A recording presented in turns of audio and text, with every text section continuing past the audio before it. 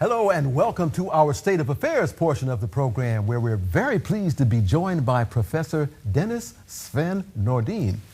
Professor Nordin, welcome to the Collegium. Well, thank you for having me. It's a pleasure.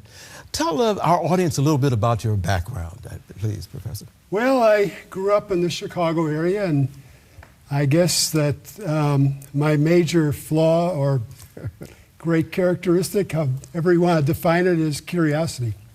I mean, I've been curious all my life and have had questions that I needed to find answers to, and that's about the short and sum of me. And your educational background, how did you end up where you are? Well, I got a bachelor's degree from a small school in East Tennessee, Lincoln Memorial. And from there, I got a full fellowship to attend Mississippi State University. And so I got my master's and doctorate there. I was there during the time of trouble, time of racial unrest and an unsettled future. And it was a very curious time, a very interesting time to be there to observe how things were going, how things were changing. And when you talk about the changes, how does that relate to, for instance, this book that you've written, Barack Obama's Pre-Tested Path to the White House? How do those factors, historical factors, intersect, Professor Nordin? Well, essentially it started very simply with me being at the Chicago Historical Society trying to find a book to write. Okay. And the then archivist and close friend of mine, Archie Motley, suggested the Arthur Mitchell papers. And Arthur Mitchell was the first African American to be elected to the U.S. Congress. In 1934, he was elected.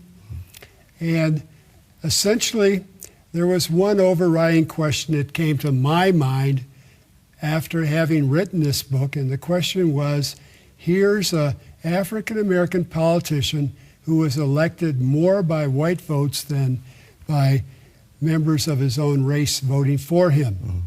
And so my question basically became one that needed an answer for me, and that was, what about other people in similar circumstances who also have been elected to office?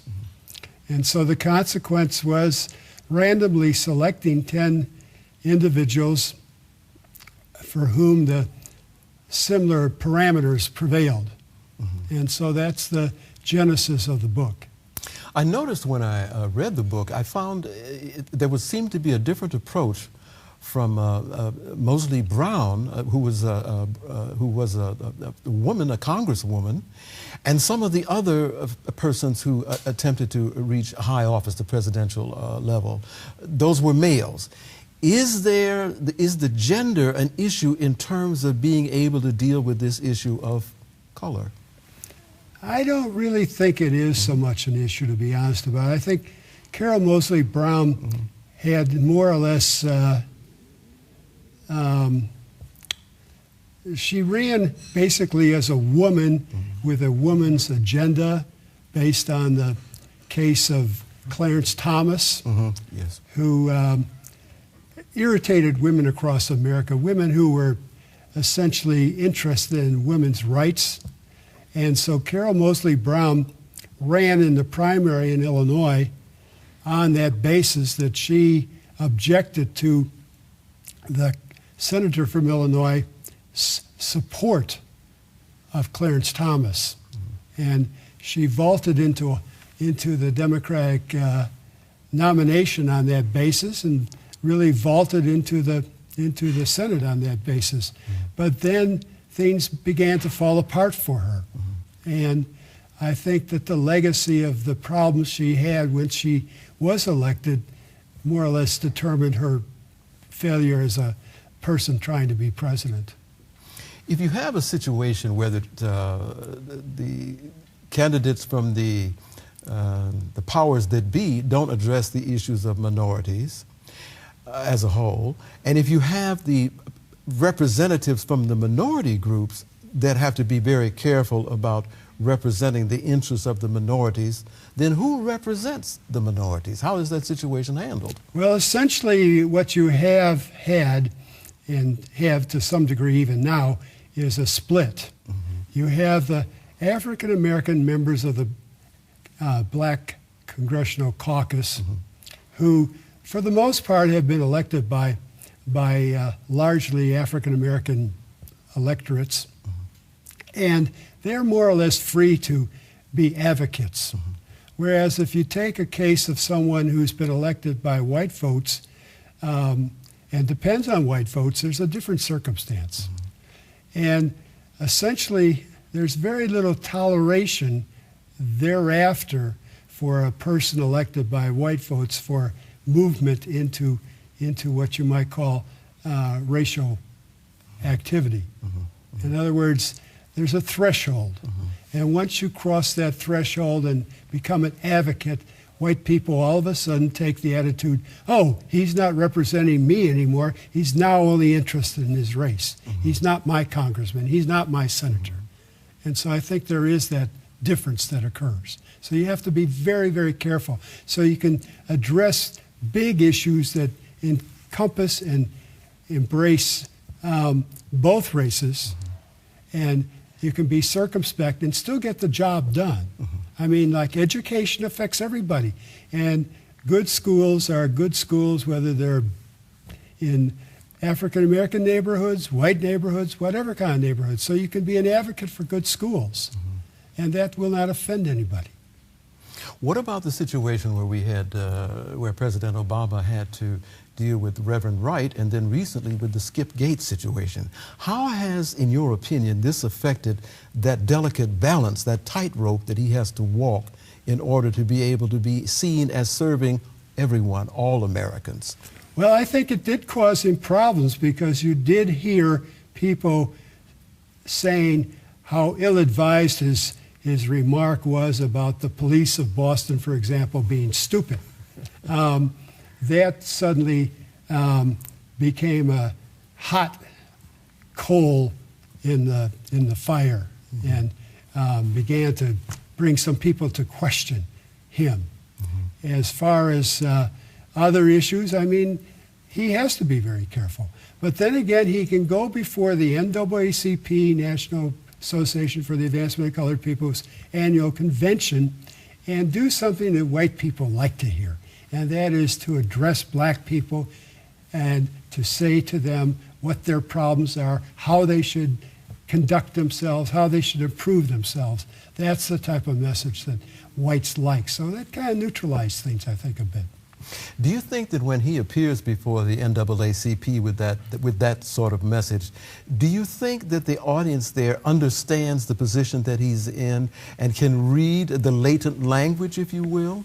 Oh, I definitely do. In fact, you can say there are people that basically will agree with him about what he says. So, in other words, the idea that there's one voice among African Americans is as ludicrous as to say there's one voice among any other special group in society. So there are people that would say, yes, we would be better served if there was more fatherly responsibility or whatever the issue is. I think that he will get applause from people for that. And he has gotten applause for that. And the relationships to the society as a whole, the historical, socioeconomic, political relationship of American history to the different minority groups, how does that factor into an understanding of the status of different people in America? Well, I think he has a very good understanding. First of all, unlike other presidents, Barack Obama came into office as a very well-read person.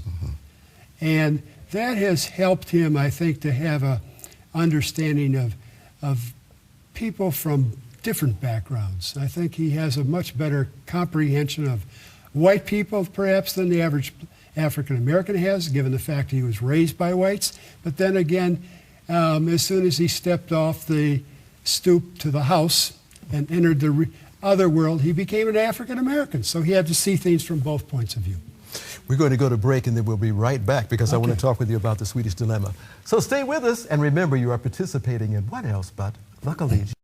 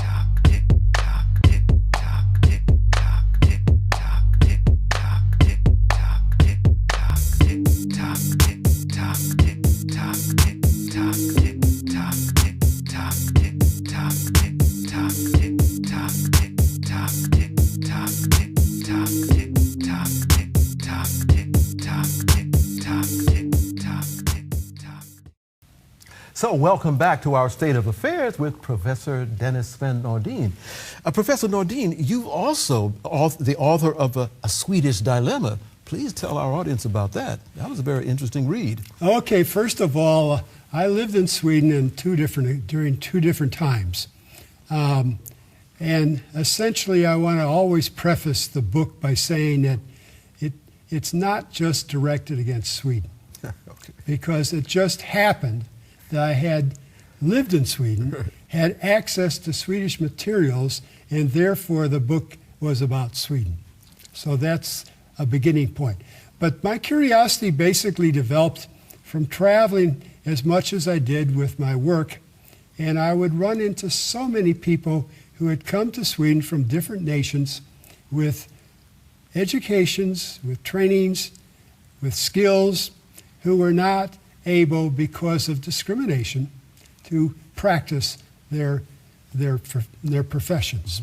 Whether they were engineers or whether they were airline pilots or whatever. You found them in taxi cabs, you found them working as waiters in restaurants, that type of thing. And I just thought that that's a sad state of affairs. And so I had that curiosity, how big a problem is this? And so when I had time, I did a major investigation into the subject, going through literally hundreds and hundreds of newspapers, finding article after article of this or that form of discrimination, this and that form of reaction, etc. How representative of that, the study that you've done in Sweden, how representative of that is Europe of that study? Well, I think it's general. I mean, if you stereotype and ask the person, for example, in the United States to describe a Swede or describe a German or describe a person in Spain, I think that the person described would fit a ethnic stereotype, not the immigrant, not the refugee. And that's probably one of the sources of problem, because if you ask somebody to describe an American, there would be terms like we're loud and things like that that have nothing to do with our ethnicity or our race. So I think that that's one of the differences. Then, Professor Nordin, how do we spread or place that information in the hands of many people so that they are careful, more critical in their thinking about the differentiation between people from different ethnic or national backgrounds, so they see them more clearly rather than just the stereotype? Well, I think that there's going to be stereotyping, which is not in itself altogether bad. It's the consequences of stereotyping that are bad. And essentially what I think is sad is that in many of the Western European countries, there's a baby shortage among the ethnic population. And so as this population ages, there just will not be enough people to fill the vacuum. And so it's only for the good of the country that they begin to take advantage of what they have in their country. In other words, why let human resources be wasted? And that's always been one of my major thrusts as far as living in America as an American, to see people wasted away, not being able to achieve what possibilities they have. And I saw the same thing living in Europe, to see people not fulfilling their potentials. Where does the fear of these other people, of the other, come from? And how does one address that? Well, fear comes in many ways. One thing, it might sound silly, but there's a lot of loaded words that children learn early on in life. I mean, the black sheep of the family or things like that. I mean, I think I counted up in a lexicon some 50, 60 loaded words that referred to black. Now, little kids are growing up, they grow up with this image. And so I think there has to be corrective image breaking, so to speak. The other thing is that government has a major role to play. One thing that people never understand about affirmative action is that there was always affirmative action in America. The plumbers whose nephew was coming along could get the job as a plumber. And that's affirmative action because, you know, the plumbers gave jobs to their fellows, and there was no room for the African-American plumber in Chicago, as you know, or the African-American carpenter or whatever. And the only way that changes is to force the change. And that's exactly what's necessary in Sweden or perhaps other European countries. You have to force change. I think about where I've lived twice in my life in Mississippi. If there hadn't been forced change in Mississippi, we'd still have drinking fountains for whites and coloreds in Mississippi. You have to force these things. And where did the force come from in the United States, and how might that be an example for other countries, well, if so? Let's face it, there were people that forced the issue. I mean, the Martin Luther Kings, for one thing, and the Roy Wilkins and others who were part of the SNCC people, the people who came to Mississippi during the summer of '63, '64, they forced these changes. And do you think that the people that forced these changes came from other groups? Is that the case that could also be beneficial in Europe? I think it has to come that way. In other words, if you don't make people feel something, they're going to sit back in their couch. When will you publish the Barack Obama's book? What is the plan for this book, and what about the Swedish Dilemma? How can people obtain these documents? Well, the Swedish Dilemma book is available on Amazon.com, so you can go to your computer and type in Amazon.com and put the title in there, and I'm sure the publisher would be happy to have a book go to Amazon to be sold through Amazon. Yes. As far as the other book goes, I'm pushing ahead when I get back to the United States in September to do the necessary parts that the publisher wants of me. And it's a slow process at university presses. I would say it'd probably be sometime in, mid-2010 when it would be available. But if persons want to contact you via email about your work, that's a possibility also. Oh, yes. I have an email address, which is st8bulldog@hotmail.com. What will you do when you get back to Mississippi State? What are you teaching there? Aside from the book, what are your other activities back there? Well, I'm actually retired. Oh, okay. I say that very clearly, not retarded, retired. And I do, however, teach 5 classes online. Ah, okay. 2 sections of American history, 2 of Western world, and 1 of Mississippi history. I see. And how that can be found just by looking through Mississippi State, or do they have to look for your name online? No, then they need to go to the university homepage and go to academic outreach, continuing education, and that's where I am teaching. Professor Nordin, oh, sorry, go ahead. And anybody, anywhere in the world can enroll in these courses. I've had students from literally everywhere taking courses. Well, congratulations. I read the books and they were very informative. And we look forward to you joining us again here on the Collegium, and a little bit sooner than you did from before. Thank you. Professor Nordin, thank you. Thank you. So stay with us and remember you are participating in what else but the Collegium.